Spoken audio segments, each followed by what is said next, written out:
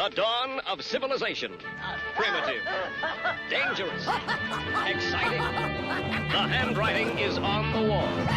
If the human race is ever going to amount to anything, it needs the most civilized caveman I have ever seen. Look who's come out of his cave.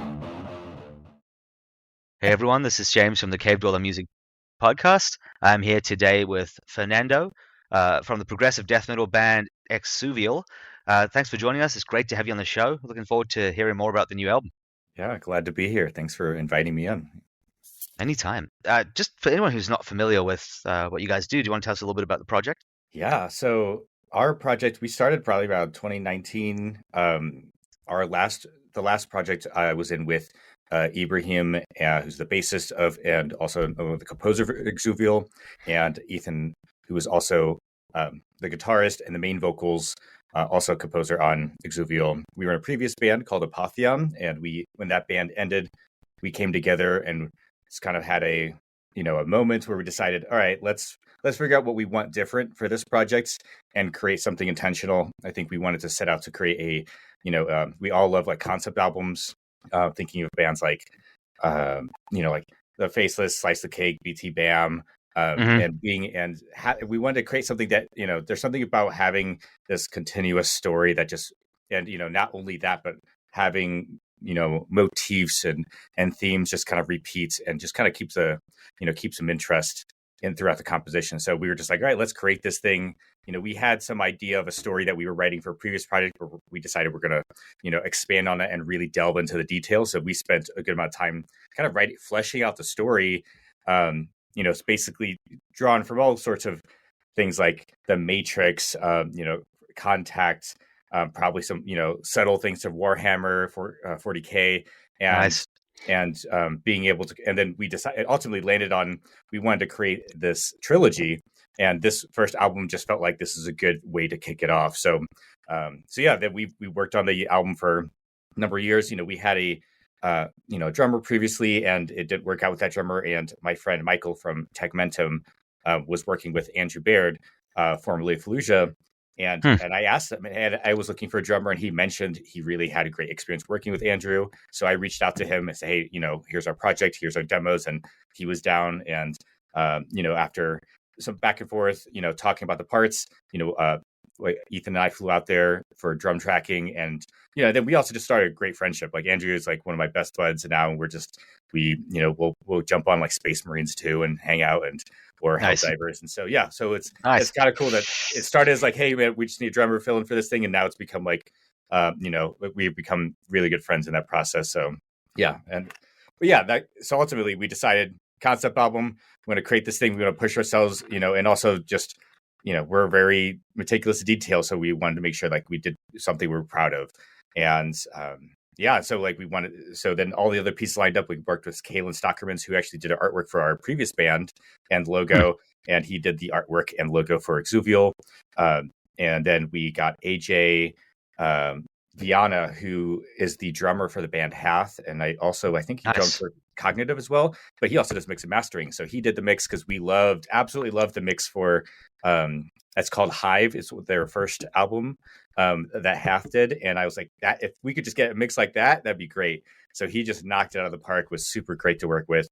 And so it was really cool to see like all the pieces kind of come together. And I think it was like not long after the first single, I had reached out to a bunch of labels, and Silent Pendulum Records picked this up, and they kind of like slot us in to drop this next single. So it was really cool to see like once we had all the pieces, everything lined up. And not to mention, we also recorded music videos for every song of the album, and which is very much inspired by Warforged. So the homies for sure, absolutely love those guys, but I really loved their earlier stuff. They had a song, a video for every song. And I was like, man, I love the idea of being able to create this bigger thing. Like it's one thing to have audio, but then to have a visual aspect to it. And we're going to start trickling out the rest of the music videos for the remaining songs, starting, I think this week, we're going to have one drop. And then every month up through March, we're going to be, or April is when the last one drops. So that's not my best elevator pitch, but How long did it take you guys to go from your other project till the album being done? Literally after the Idler project ended, I think we met the next week, and we're just like, all right, let's have a sit down, let's like have a brainstorm together and figure out what we want. And we wrote the album. We started like fleshing out the album. We wrote it, and I think COVID hit, and that was a weird time for all of us. I definitely struggled with some major depression. I love going to concerts, so like having zero concerts, and like live streams are nice, but like I go to like on the high end probably 5 or 6 in a month, on the low end probably 1. So like just to have zero live music was that was a struggle, and I was like the joy in life just got sucked out of me, and I know everyone ran to differently, and I had like 6 months where I was like barely playing guitar. So the project kind of hit a slow point where we recorded the whole the album, demoed it out, and then I had joined a friend's band in Denver called We Are Williams, so like a progressive metal band, and in joining them to help them with some of the shows, it kind of got my inspiration back in guitar, and I think in that it just like, all right, I want to finish this thing because I'm like, we put so much energy into it. I think we also trying to figure out, not long after, like the drummer didn't work out.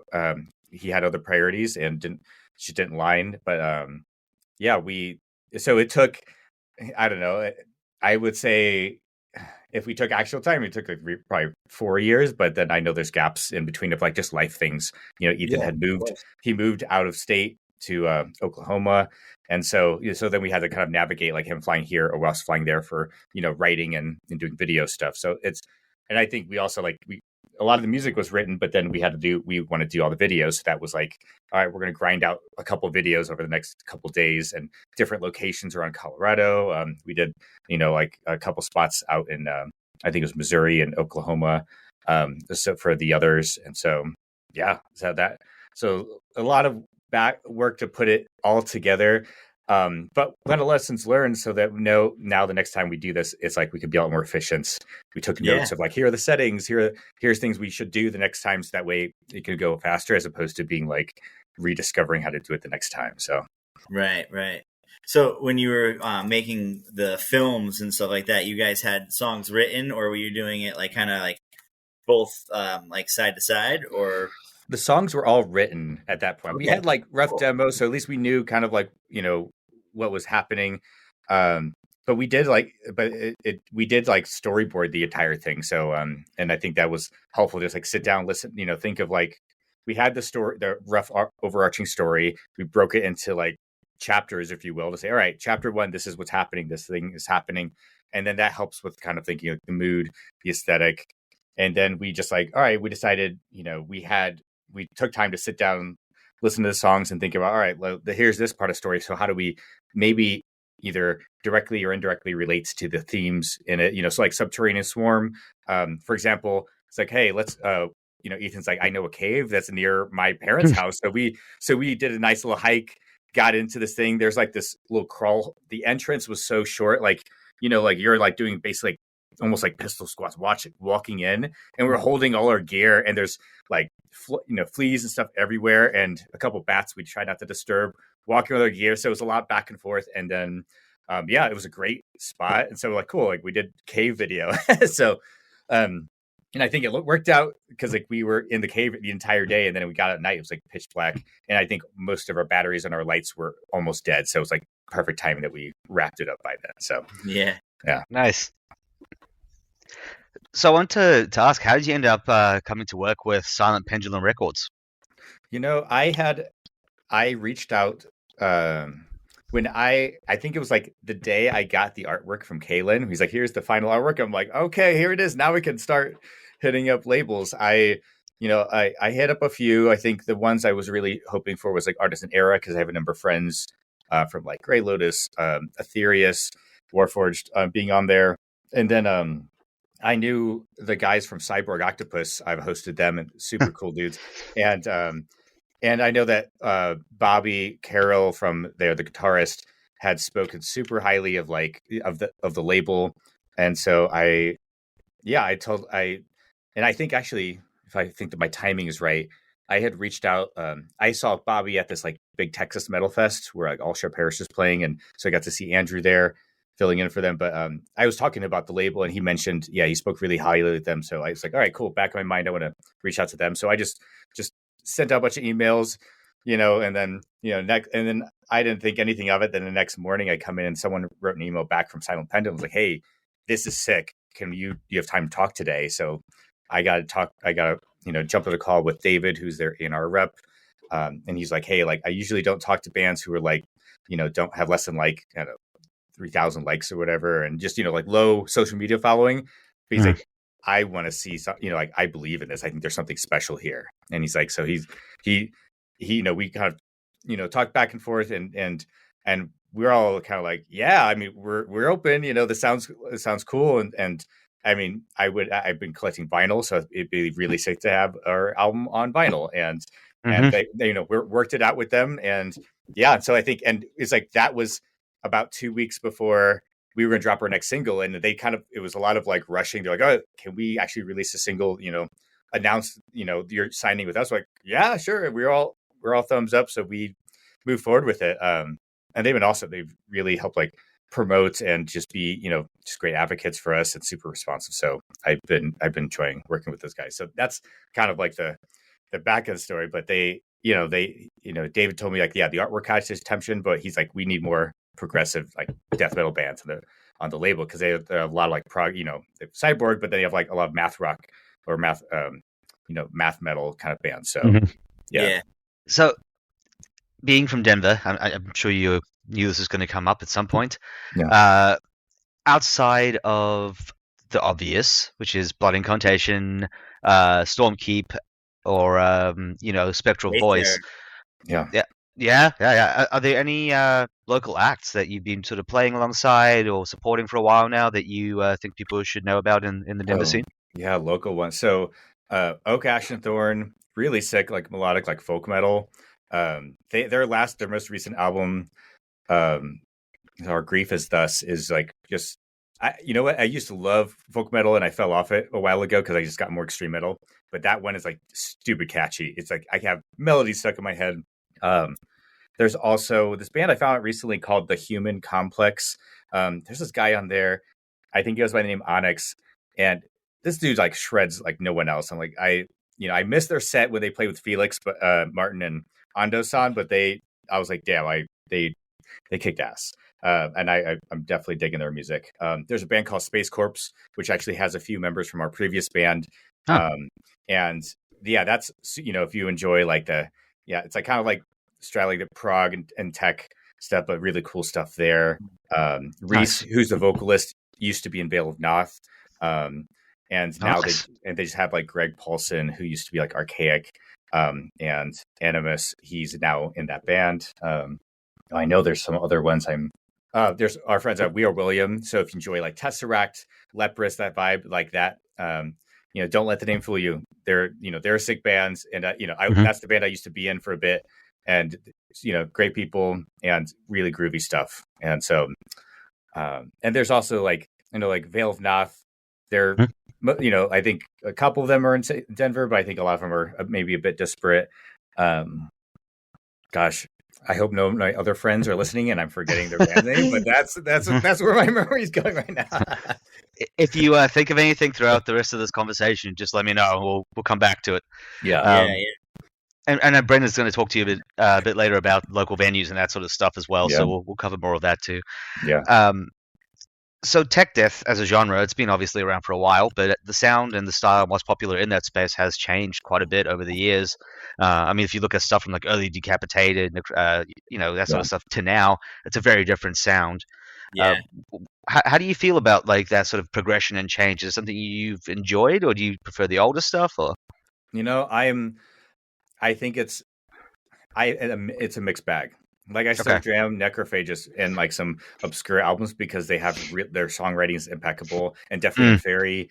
And I think with newer, there's actually a band I found recently. They're called Vivid Dark, and they just dropped an EP called Usurper. And man, it's tech death is hard to get me excited because sometimes it's about I find some people really enjoy, like, it's cool, the technical ability, but then the songwriting isn't where I want it. I just want like things that will bring me in, because Yes. sometimes you're like, can you hum a Necrophagus solo? You probably could, but Mhm. can you hum insert obscure, tech death band? You're like, probably not, and it's like because they did really good thing.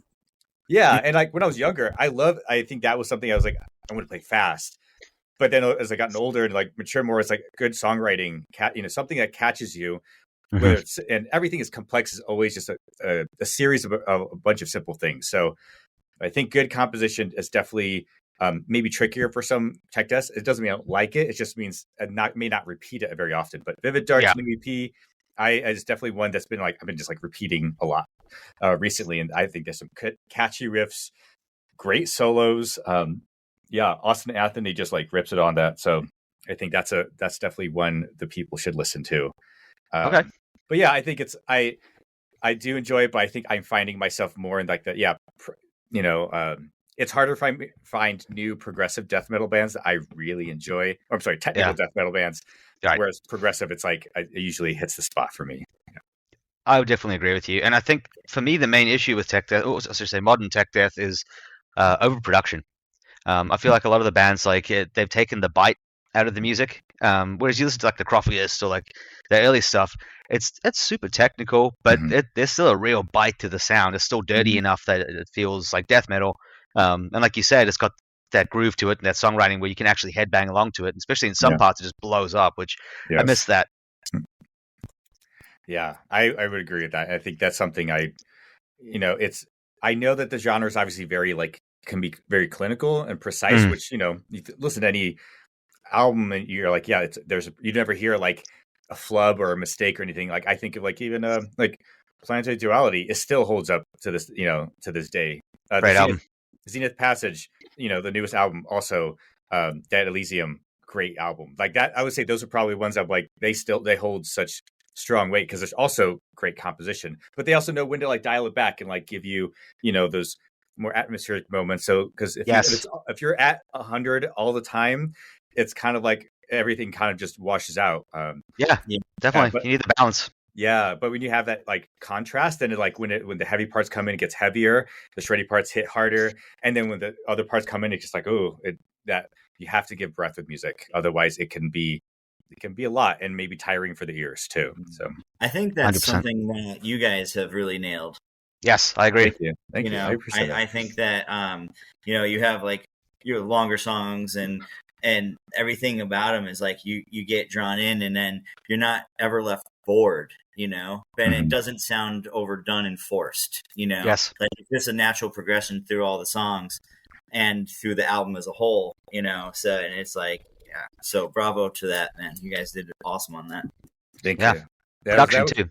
Thank you. Yeah, that was, AJ did an amazing job of that mix. Like that was, I think he was great. Like we'll definitely be working with him the next round.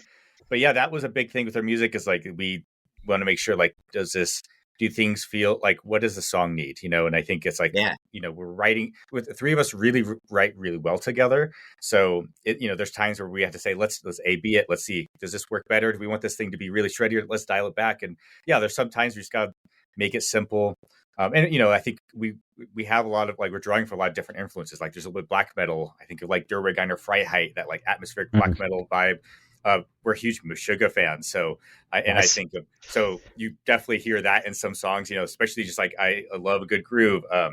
But thinking of like the more techie stuff is definitely like the Faceless, or I think of proggy like a Nialba Fiscaris definitely shows up in there. Opeth.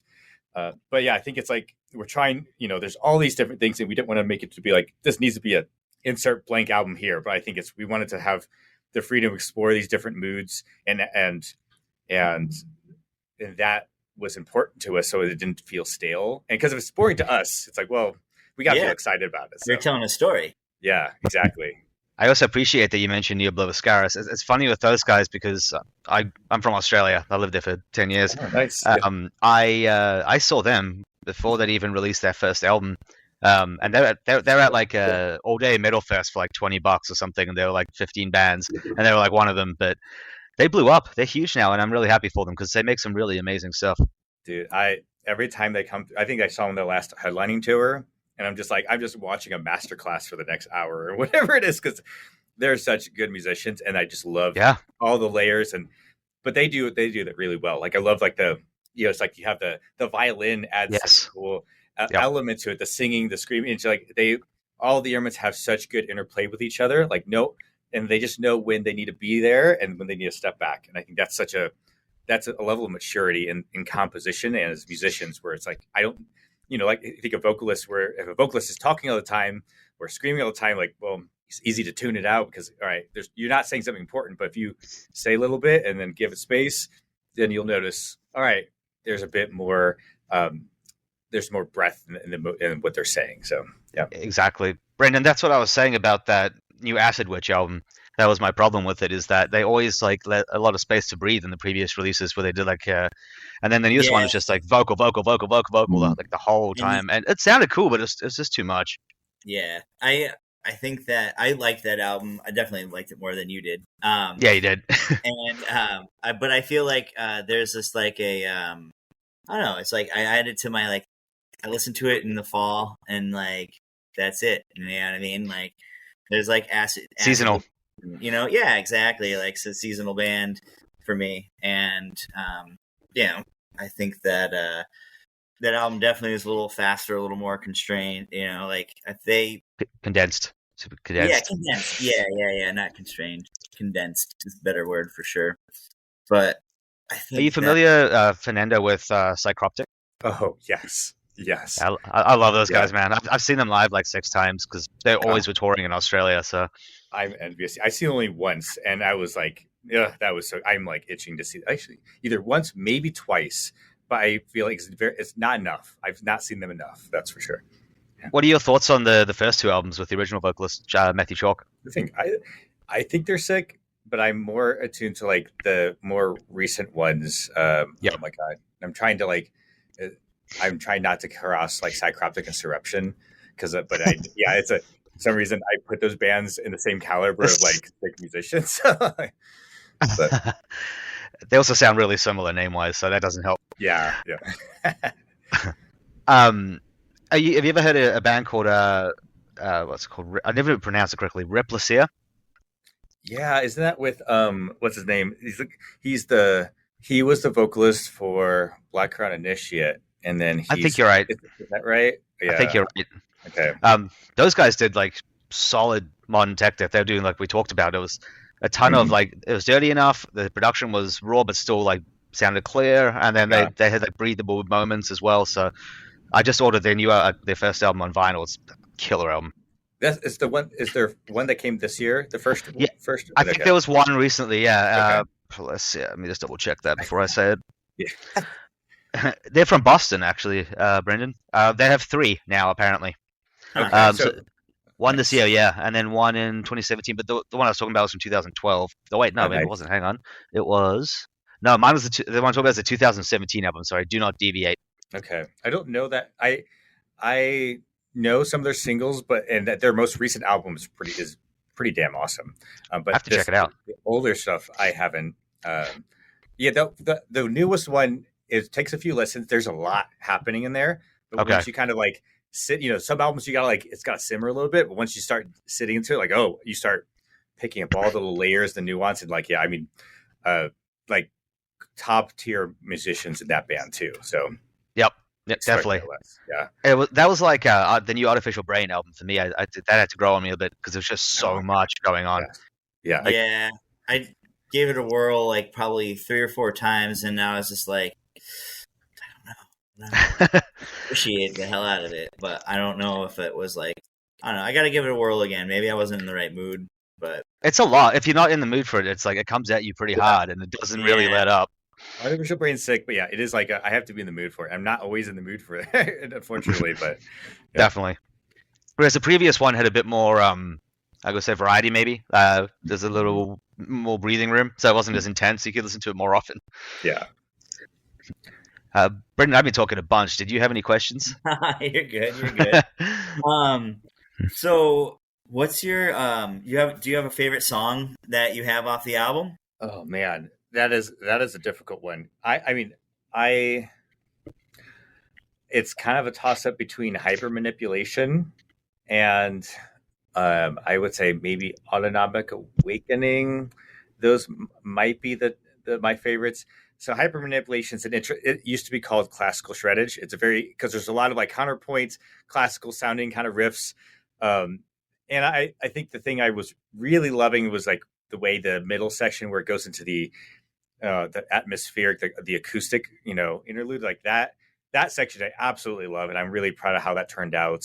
And Ethan we added the ebos towards the end when it hits the groove right after, and it's something about that transition from that section to the next where just high energy, and that one it's a long song, but it's also like it's probably one of my favorites because of it has a little bit of everything in there.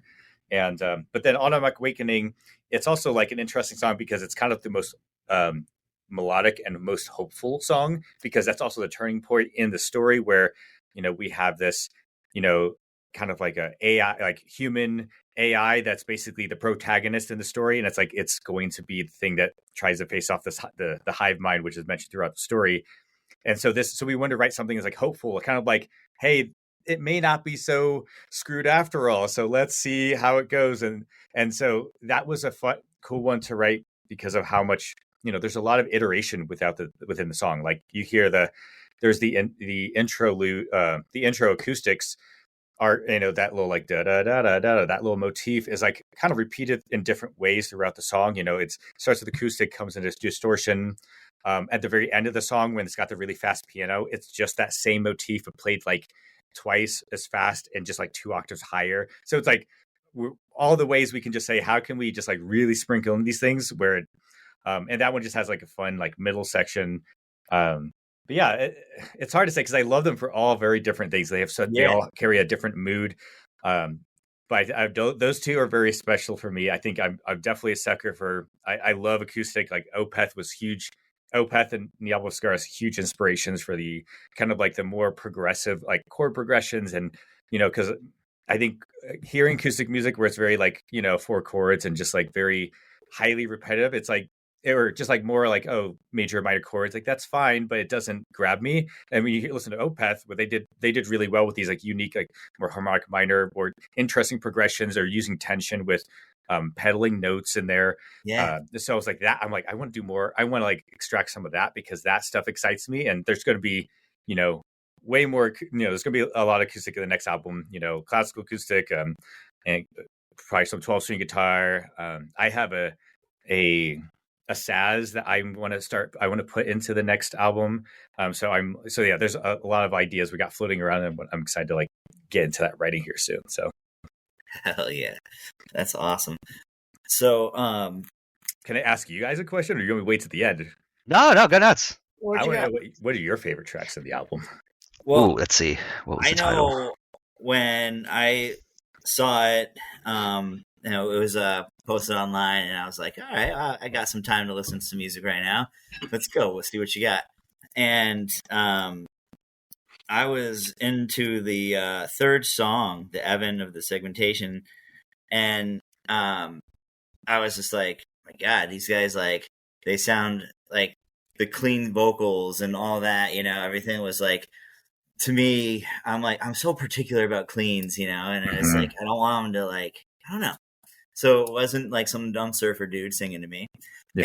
And, you know what I mean? And it was just like awesome. And I was just like, oh, dude, I gotta ask these guys. Like, so I sent you a message. But I think, oh man, I think I'll go for that one for now as like, I don't know. It's just so good.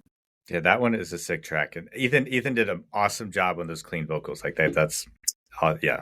Kudos to him with that, yeah. If I'm picking favorites, it's tough because I want to say something between tracks 2 and 4, but I'm going to consider that as like one single track because there's 3 parts to it. Mm-hmm. But if I'm picking individual standalones, I'm going to say probably my top 2 were number 8, like Parasitica, and I actually really like that one that you mentioned earlier, Subterranean Swarm. Mm-hmm. Yeah, those are fun. Yeah, Parasitica is I wouldn't say it's fun to play, but it's a fun song. Especially the ending, because the intro is all the classical, which has a really fun composition piece. and then the ending when it gets to the more techie kind of riffing, it's it kind of feels like an ode a little bit to like Inferi Equipoise, but it's also like the same riff from the classical, but now played faster and not a lot of repeating parts. So I admittedly, I it'll be fun to play it live. Fun. Yeah. So that could be like the encore song. yeah. No, not that one. It'll be a different song, but that won't be an encore one. Break the band. Yeah. Oh my god, everybody's stressed. Yeah. So, what's your favorite venue to visit and see shows at? Like in Denver. Yeah, in your area. Oh man, it's very, so I would say probably one of my favorites is one called the Mission Ballroom. It's a pretty large venue. They have, I would say it's like one of the few venues I've ever been across all those shows I've been to, where it feels like they made the venue with the audience in mind. Like they actually, it's not like they're like, oh, we're just gonna slap a venue in here in this shanty building and figure it out. Like they have these big stone steps that you can sit on, and they now have like little pads you can put on. So if you want to sit on like a pad, and they're all staggered, so even no matter where you're at, like unless people are standing in front of you, then you're standing too. But you can always see to the stage. They have lots of like well placed bars away from at the sides and on the outside, and it's like well spaced. Enough bathrooms. So it's like it was very intentional. It was very clearly intentional, and it sounds great in there. And that's probably a larger venue. If I think like a smaller venue, there's one called HQ, nice intimate space. You can step, I like that one for the more the intimate shows because you're like so close to the band. I saw like First Fragment there was like, it's too good. Yeah. Just watching, you're just like, why try when these guys exist? People kind of said that when Necrophagus was around, though. It's like, why would you even make Tech Death? It's done. They did it. I had the pleasure of seeing them a number of times. Like first Slumber Slaughter when they had Marco Miniman drumming for them, and he did like a sick drum solo. And then I seen him at least 3 or 4 times when I was young, and it was just like I absolutely loved them, and it was just like a bummer whenever they just fell off. And but yeah, I hope those memories true, and I'm like, yeah, I one of the few who did, and I don't, and they were, when I try to chat with bands, back in the day, and they were nice fellows. So that's awesome.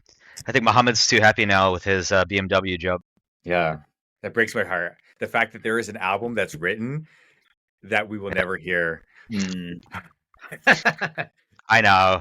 It's like one of the few bands I want to do like a reunion tour. Like, please actually do one. Like, waiting.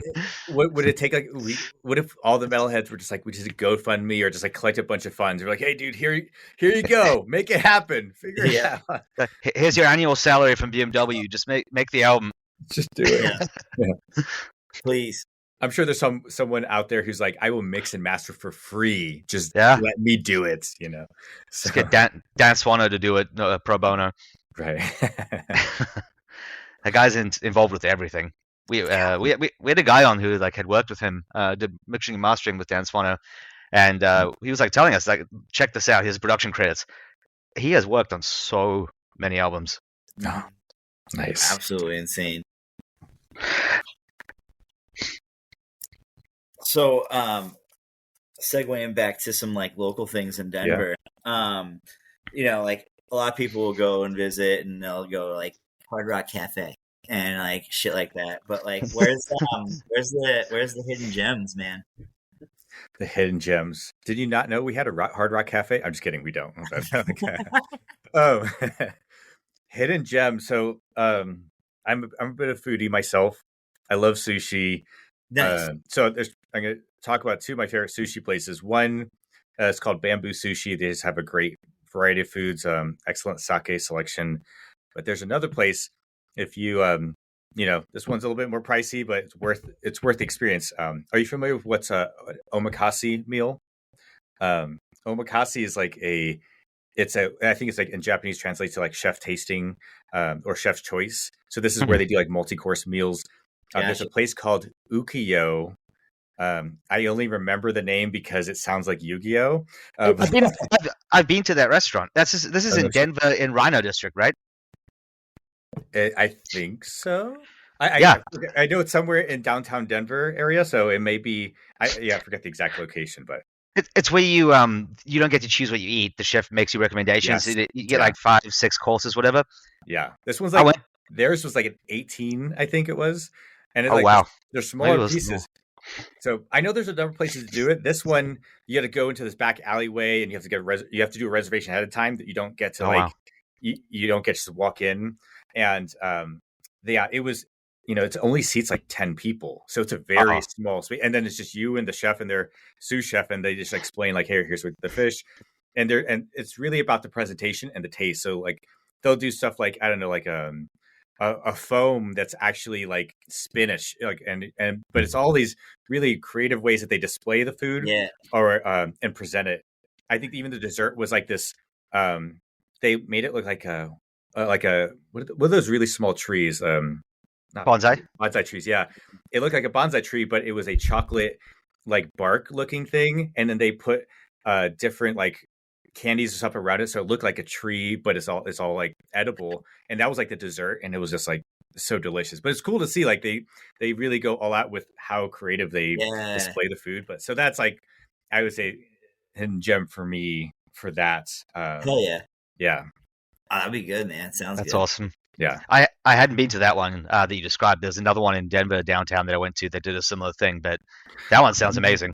I wonder at the I think I know which one you're talking about, but I don't remember the names, and I can tell you what the building kind of looks like, but I don't know if that helps you in this situation.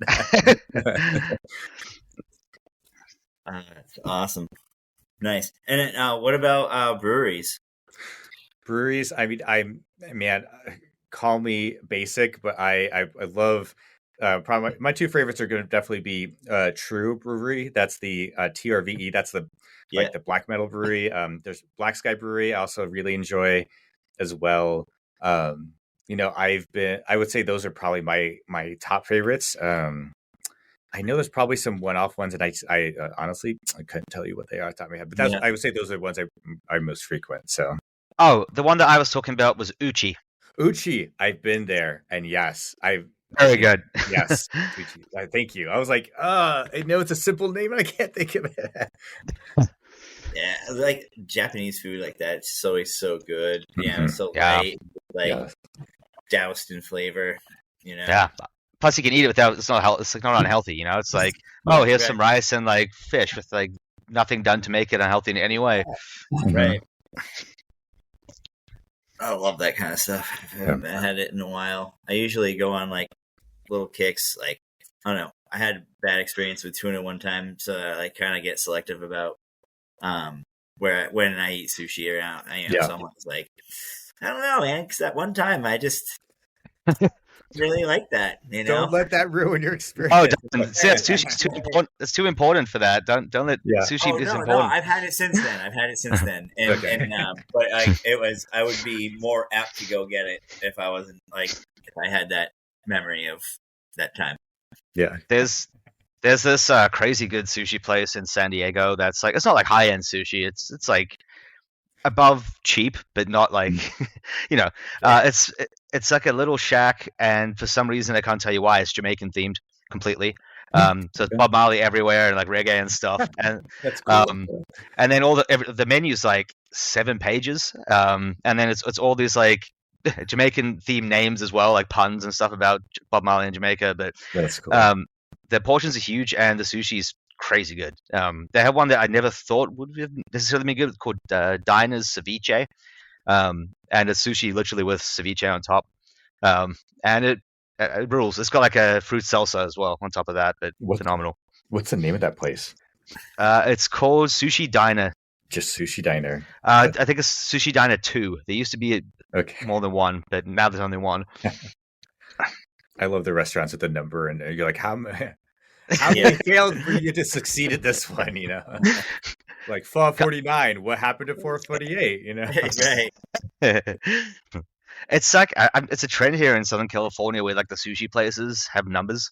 If they're a chain, they don't name them anything Interesting. different. They'll just be like, oh, here's like it's like there's sushi diner, Crazy. sushi hut, and there's like 3 sushi huts. It's like That's so interesting. I mean, I mean, it makes sense. It probably is easier if you have a chain and you're like, you can't confuse them anymore. You're like, oh, I'm talking about you're calling sushi 1. You're not calling sushi 3. Oh, here's their number. You call them. Right. Exactly. It is a little simpler. Oh, yeah, that makes sense. Yeah. Fantastic. You guys have phenomenal beer in Denver as well. There's a We few I've do. tried there that I absolutely loved. Is it Colorado Brewing Company? Denver? Yeah. No, Denver Brewing Company. I think Denver. they both exist. I'm pretty Okay. sure there's a Colorado. Yeah. Left hand too. Left hand's out Yes, there. I believe left hand's out there, and we have. I feel like, if I'm not mistaken, Colorado has like a really high amount of like microbreweries. Yes. So it's pretty awesome. Like I've been to a number of them, and I just don't remember the names. But I'm like, this has been so good. I want to remember it, and I don't do a good job of like saving it. So when I'm like, I want to go somewhere I know there's gonna have good beer and try their seasonal stuff. But yeah, and that's a failure on my part. But I know I've been to a number of them because it's sometimes they're obscure names, and you're like, I know the area, but can't remember if it exists or not. Right. See, I totally get that though, because San Diego's got 133, Oh yeah, and that was like the last time I checked. There's probably more now, but Yeah. you go to so many you don't remember the names except for the ones Yes. that really stand out. Last I think there was like 100 or 99 or 100 registered breweries in Connecticut. Something along Wow. that line. Like small Nice. state. That's a lot for a small state. yeah, And Yeah. Brendan actually works at one of them. yeah. do. Wait, where in Connecticut do you live? Do you live Hartford or? I'm like 20 minutes from Hartford. Yeah. Okay, where? Yeah, I was just there with my partner visiting. I was in Hartford, and like right around Halloween week, the week of Halloween, and then we went to like Mystic. So that was pretty cool to check Oh that yeah, out. yeah. Mystic's nice. Yeah. Yeah. So yeah, I'm a lot further north than Mystic. Yeah. But yeah, like I'm right near the airport. If you came in by the airport. Okay. Yeah. Yeah. I'm like maybe 15, 20 minutes from the airport. Nice. Yeah. So, yeah, it's a nice area, man. I like it. Mystic's cool. I like Mystic. The aquarium's fun. My kids love it. You Nice. know, there's a bunch of good seafood restaurants around that Yes. way, and the pizza is always good. You know, Mhm. so, yeah, Nice. no, it's an awesome little area. Yeah. You got any more questions, Brendan? Oh well, who inspired you to start playing guitar and doing all this? Oh man. Well, I'll give you my origin story. I think I was 17, and I went to my first first concert ever, first metal show. It was like it was a couple days after my birthday, and it was Slipknot headlining Chimera, God Forbid, and Fear Factory. And they were Slipknot was just releasing Volume 3. Got to do a meet and greet with them, which really means you have your CD, they sign it, they shake your hand, and you move on. So it wasn't truly, but it was really cool because at that point I really enjoyed Slipknot. Getting to see, so going to the show, like God Forbid opened up, and I fell in love, and I got to see Byron, the singer, like was wandering around, so I got my CD signed, and he's super cool dude. But I fell in love with that band, and every band that was there, I was just like, I'm obsessed. But it was also like a point where I don't know, I was a young kid, and I felt like I struggled finding where I belonged. I didn't know what I was passionate about. I was like, it's kind of a little bit listless, at this age. And once I went to that show, it was this life-changing thing where I was like, oh, my voice matters here. I feel like I matter. I'm in this. This is where I belong. It's like this, and there's the energy of all the bands. I mean, Slipknot destroyed the place, and it was just like it was that moment where I was like, I want to share that because it felt like it gave me something that I didn't think I had before. Which is like a voice or like that. I didn't feel like I had that strength for myself. So when then I bought.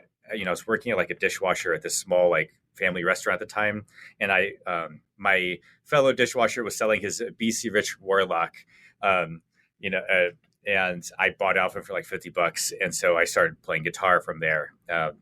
And so it was like I think seeing those bands was like the energy of it got me excited, but then Absolutely. and so I and then then it was from there, learning different riffs from different bands, like Lamb of God picked up for me, definitely. I'm trying to think of other bands back in that era. The Lamb of God was huge for me. That definitely got my abilities up. I learned some Chimera stuff. Death was huge for me back in the day as well as a kid. Awesome. So I was not at the skill for necrophage at that part of my year, but I enjoyed it a lot. Decapitated also absolutely loved back in the day. Dimmu Borgir. So like my influence was all over, and I think I had friends who got me into more of the shreddier stuff, like the more like your Steve Vai, Joe Satriani, John Bertucci, and I tried to get into Dream Theater. I really struggled with the vocalist, and I still struggle with the vocalist from Dream Theater, but because they love everything about the band, but for me, it's not for me. But then, so that's a little bit of like where I start, what got me into it, and my influence changed over the years, because before it was like more new wave American metal growing up, but then it became more folk metal and more melodic death metal, like Children of Bodom and Kalma were huge for me for a period of time. Then I got into like progressive metal. Cynic was was huge for me. Nice. Then it's like going to see then with Suga, and it kind of like then getting to more extreme stuff like Beneath the Massacre. So it just, my influence got all over, and so that's a little bit where I came from. Hell yeah, man, that's awesome. What gave you the inspiration for your like concepts of your like of the album, like your AI humanoid running around? Like, was that something that has been sitting around for a while, or was it something you guys collaborated on? We collaborated on the story. I know that it's probably sitting like, I don't know, we all are sci-fi nerds, so we love like the Alien series, and I especially like the Alien prequels, like Covenant and Prometheus were really, there's this.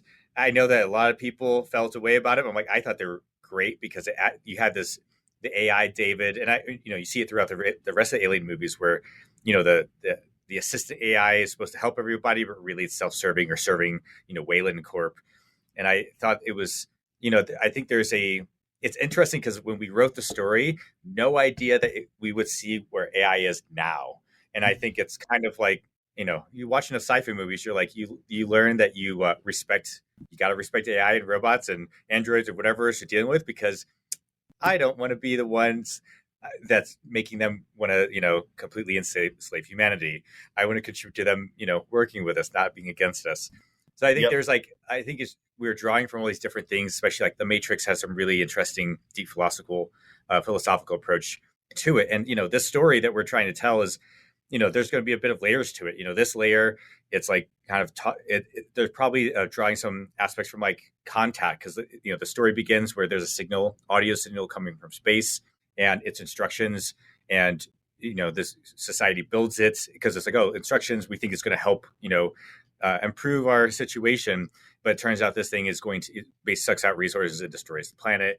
And that's where that first trilogy is kind of like the backstory. And then at Hollow Metabolist, which is track, officially it's track 5, but I think we split up some of the tracks so that it wouldn't be just intro, a minute intro before a song starts. And that's when it's like, all right, now we're talking about Earth here, or at least a planet that's similar to Earth.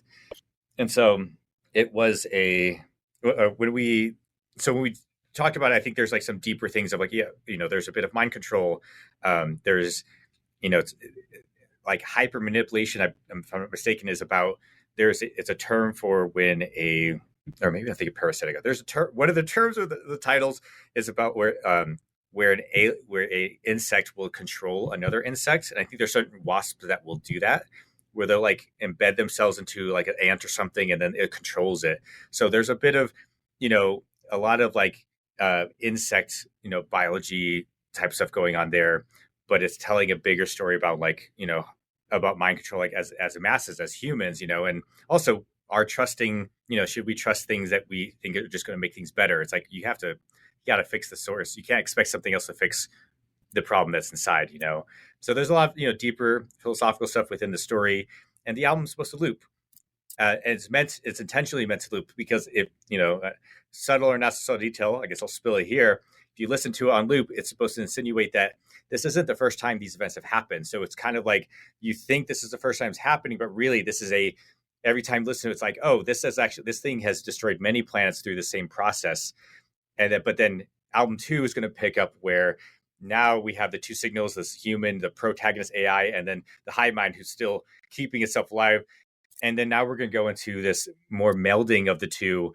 So it's going to probably go into more, internal mind struggle, psychosis, bipolar. So there's a lot more internal mental conditions that maybe, we'll probably explore in that. We're and really exploring this idea of what, we think evil is. Because when you think of evil or these things, it's like, it's always perspective. Like, you've seen the train thing where it's like, all right, do I pull the lever and the train goes here and kills an adult but saves the 10 children, or does it kill the 10 children? And so it's like, whose life is worth more? It's like, that's not, but is that really the question we should be asking?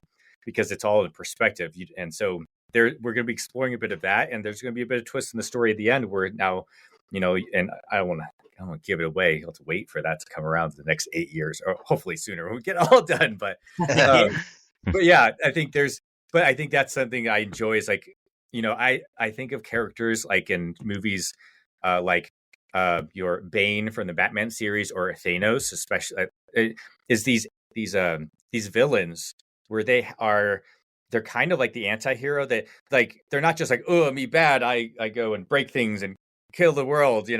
That's kind of predictable and boring. But when you have these characters where it's like, yeah, they may be doing things that may be classified as evil, they also have a point. Thanos is like, I'm going to kill half the population, but we need a reset. And it's like, and when you realize you're in this position of, I don't know if I agree with the method, but I don't disagree where his process is. That's the kind of stuff we're going to be introducing more in the story. And that's right now we haven't exposed it, but there is a bit of this, you think it's one way, but it's going to change. And I think that's something I really love is it's more, a villain is more interesting, or an antagonist is way more interesting when they're not just one dimensional, like I'm just going to kill everything. But when they have more depth and there's a deeper like thing they're trying to solve for, while you may not agree with the methods or the cost of life that it has done, you're like, you realize you're kind of like you're relating to them some way. So I think that makes good story writing in like movies and shows. And I'm like, I want to draw from those things I've learned from these spaces and be able to like, and for us to create something that like makes it more than just like, I don't know, spoon fed the experience, but like, oh, like there's something deeper here to like think about. So definitely. That's amazing. Yeah, I love that. That's really cool. Yeah, I'm all about it. Like, I'm very excited. Like on the Alien note that you're mentioning, Brendan actually just watched Romulus. Was it 2 days ago? Yeah. Over the weekend. Yeah. What are your thoughts? I loved it. It was great. I wish like that movie could have been made into like 2 more movies, so that they could expand on more detail and like what's going on, you know what I mean? Because like obviously some of the stuff that happened like progressed really quickly, you know what I mean, and all that, but like I really loved, like, it was great, man. It tied in a lot of stuff, there was a lot of good action. The whole concept of that a robot from the very, very beginning, he's passing it along, what I mean? He knows he's gonna go, he can't make it, and so then you got I can't remember his name right now, but the new robot there, the new synthetic. Yeah, he was great. He was really good. Yeah, and so you were like, wait, is he back to normal, or does like he still has that thing? You know what I mean? Like, there's something. There's so like he's carrying the torch, so to speak. I think, you know what I mean? Like, yeah. So what about you, Fernando? What do you think? So, I really enjoyed it. So I, as a fan of the. I love that first they had to tie into the prequel movies. Yeah. There's a lot, like, I think the sound design and that was excellent. I think that the thing, like having rewatched Alien 1 before that, it's like, okay, the thing I I loved about the Alien series, especially the prequels and especially Alien 1, was like is the horror element where it's like Yeah. I want to be like legit terrified that this thing is here and I have no idea where it's at. And I think they with this the way they use silence in scenes, they I feel like they reintroduced that element. I'm like, oh, this is what I feel like the series has been needing again. Yeah. And the director even said he wants to even finish the trilogy that didn't get finished, so Yeah. so I'm like so pumped because I think he did really good. Yeah. I feel like the only the synthetic I really enjoyed. I think that they could have done more with the main character development. Like I feel like the kids in my mind, I was like I cared so little for the the cast. I'm like, whatever, they died, fools, but a lot of them, but they I just feel like they didn't do enough character development for them. You're like, oh, here on the ship, and now they're here. It was a little rushed, so there's no backstory, so I could care less if they die or not. But the synthetic, I feel like, was the most interesting of all the characters, and I'm okay with the cast being all gone because you're here for the alien. But the synthetic, the new one, I forget his name, but he was excellent, and I am, I think the main, I forget her name, the main actress. I think towards the end of the movie, I feel like there's you saw a lot more of her character come out, but I feel like I want to hear more of her backstory because all you just see is like, oh, I'm broke and need some money. Hey, let's go hike up to the ship for the weekend and have some fun, throw some beers back or whatever. And I know it's not exactly what happened this story, but yeah, just exactly. Right. I thought it was awesome, man. Like, that's great. How too, like the like I said, what I meant too, like about like the character development, like they could have made a couple movies out of it. You know what I mean? They're like, yeah. But I did. Yeah. Are you excited or nervous for Earth? The new series coming. Yeah, the Alien.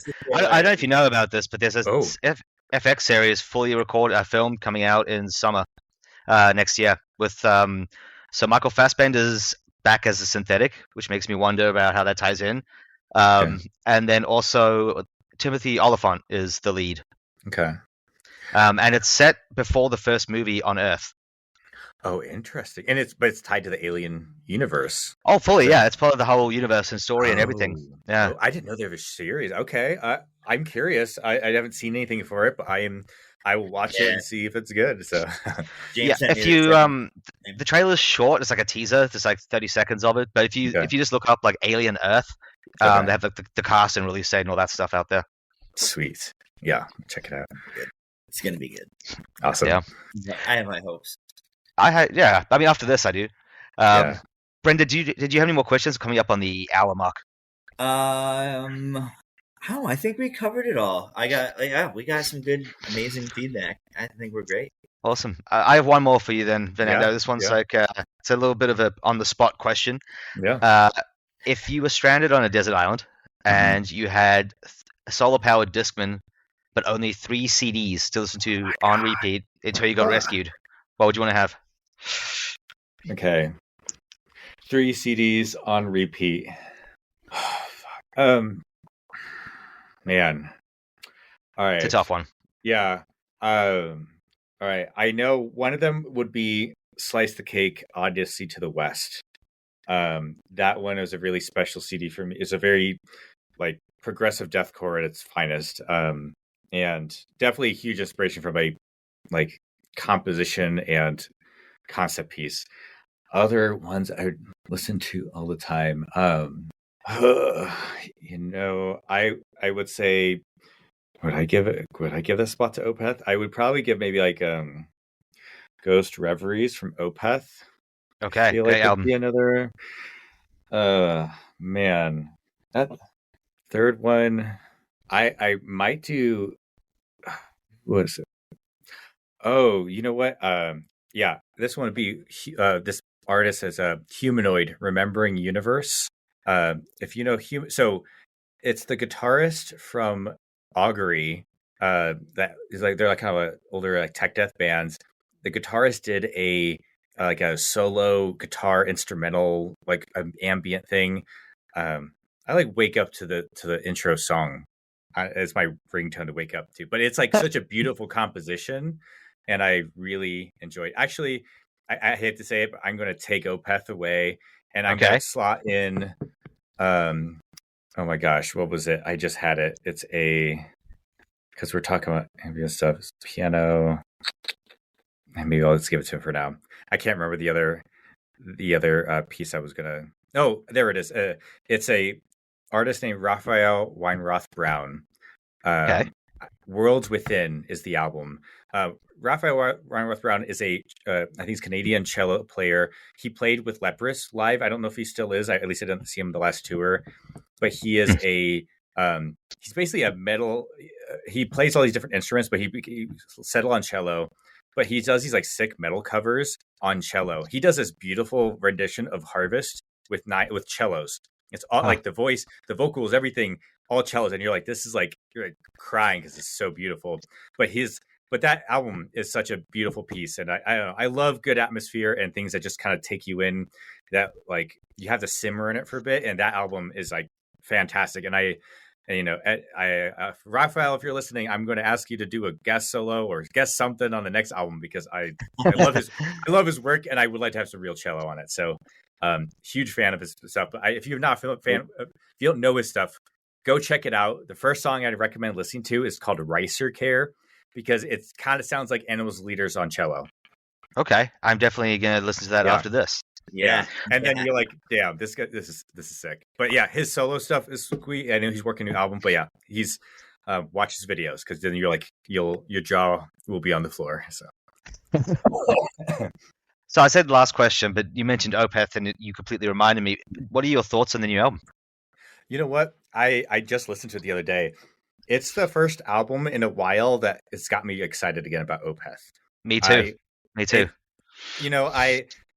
I think after when Heritage came out, I was like, man, I'm gonna sound like back in my day, very elitist. But they I know they really changed their sound and approach, and I didn't really love initially the 70s prog-ish aspect that they did. There were some like songs here and there that really like Elysian Woes. I forgot what CD that's off of. There's some really good songs that they've done in between, but I felt like I missed the magic that I felt like their older albums had when they did the more like black metal. But this album, something about it gave me the aspect of like they had a lot of fun with it. And I also never heard Michael say, "Hey," because that was the thing he did on the album, which I thought was funny. But also, I think it's a fun album. I love hearing him scream again, but it's also like really interesting. And I was like, I found out, I was like, I'm super excited to see them play this stuff live, but also just it feels like they're kind of getting back to their roots in some way. I'm like, cool, like I'm down for this. I'm here for the ride. So I still love the band, but yeah, I recognize that. So I gravitate to the older stuff, but the new album, it's been a while, and I'm like, yeah, hell yeah, guys, like just do more of this. So, yeah.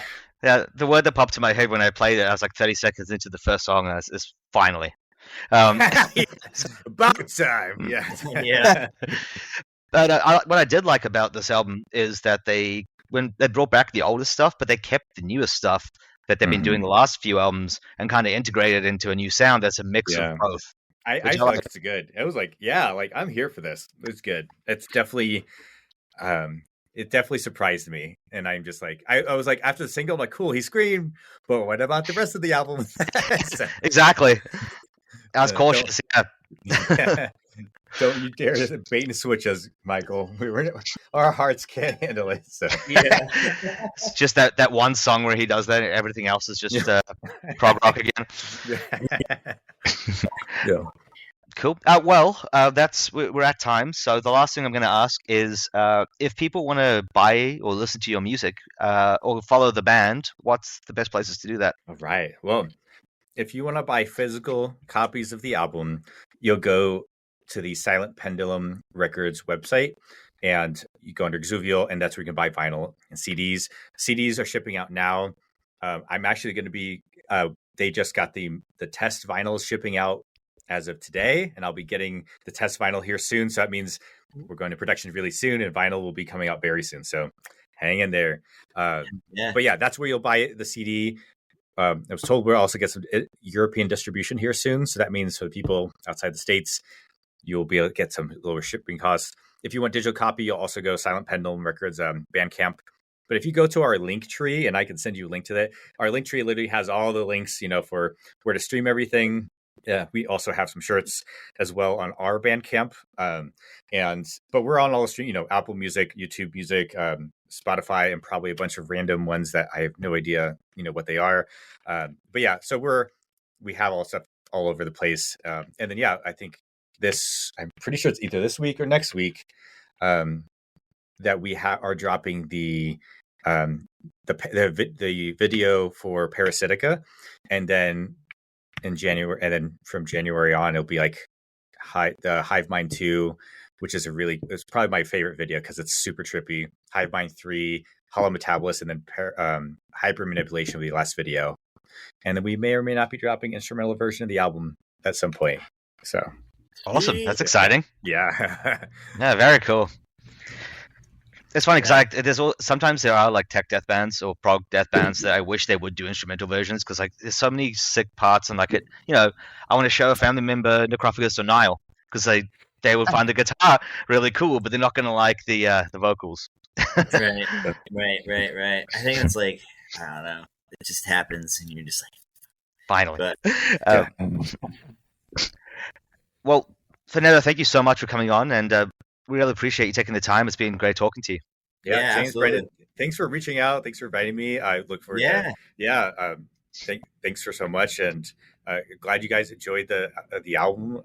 We're stoked that it's finally out, and it's cool to see the feedback. So really appreciate you guys giving us the time here. So yeah, anytime. Yeah, Yeah, and for anyone listening at home, tune in next week with another guest for you.